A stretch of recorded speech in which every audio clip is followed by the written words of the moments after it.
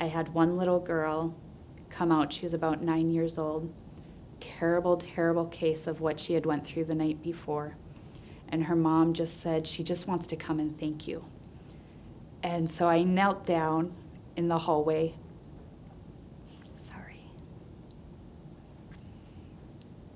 I knelt down and I said, "Oh, you're so pretty."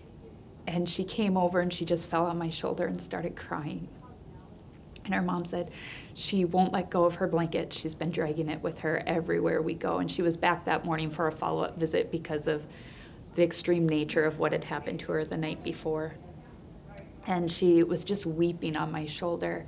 And my children just stood quietly next to me. And then we walked downstairs at the end of our visit. And we got into the car and it was completely silent. Nobody could say anything. And finally, my little one, who was probably about 6 at the time, said, "Mom, is that a hurt kid?" I said, "Yeah, baby, that's a hurt kid." And she said, "Well, this is why we do it." And I said, "Yeah, this is why we do it."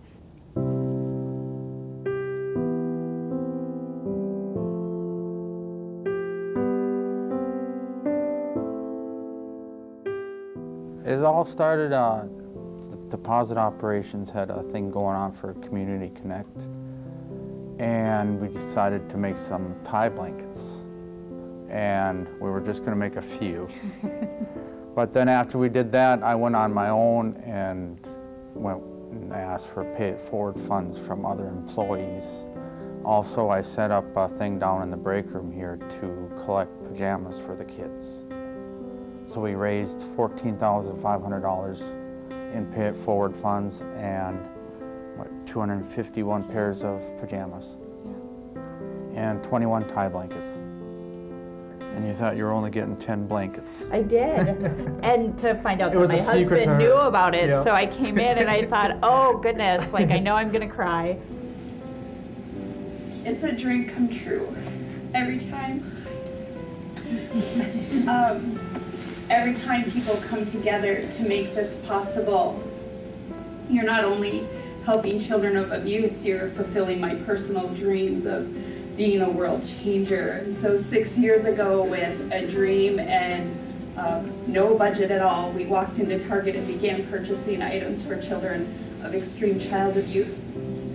And we set it on our dining room table and we said, okay, here we go, with an idea that we would just help children in the Fargo-Moorhead community.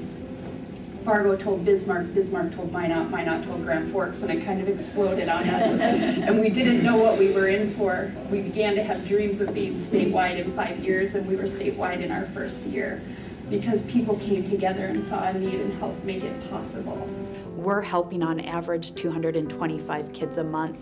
$14,000 covers 300 children. And we provide them with a backpack to go into foster care because so often they leave their home without anything. All their items are thrown into a garbage bag. And we just wanted them to have something that they could carry with pride and with dignity that doesn't leave them feeling like garbage. So this is our basic backpack. They'll get their pajamas and their socks and their little underwear. Everything's kind of tucked neatly inside. Then she'll get her fleece-tied blanket, which is always cut and tied by people who care about these kiddos. And so this blanket will go with them time and time again, and that's why these blankets are so important, because we know that this is the one piece that children will take with them from foster home to foster home. And then they get their book. It's You Are Special by Max Lucado. It's a wonderful book that talks about self-worth, but the reason we picked this book is because it says on the last page, remember Eli said as the Wimmick walked out the door, you are special because I made you, and I don't make mistakes. And the kids that we serve every day are told that they're unlovable, that they're not wanted, and that they're a mistake, and we just want them to know that God doesn't see them that way. And it takes one person who really sees it, who gets it. He sparked something, he inspired so many. And I rolled with it. You rolled with it. It's the best thing you could do. It's hard to see a better future without hope. And these kids needed that hope, and Tony inspired it. We help kids in North Dakota, Minnesota, South Dakota. So you just never know where you're gonna bump into somebody. And we were eating after a speaking engagement that morning at a restaurant, and a little guy came in and a mom said, "We saw your truck outside, we don't wanna interrupt, but my son's got a bag, can they just come over and say hello?" So a little guy walked up and he said, "Do you remember me? Do you remember my bag?" He said, "I'm the one who got the camouflage blanket." And I went, "Oh man, did you also get the camouflage PJs?" Because we color coordinate everything and it perfectly matches. And I said, "Oh, did you get the camouflage PJs?" And he goes, "Yes, that's me." That moment he felt known. And that's really what this is about, is they just want to know that somebody cared for them in their darkest hour, and we're able to do that. It's days like that where we go, it's hard, it's tough, but this is what makes it worth it.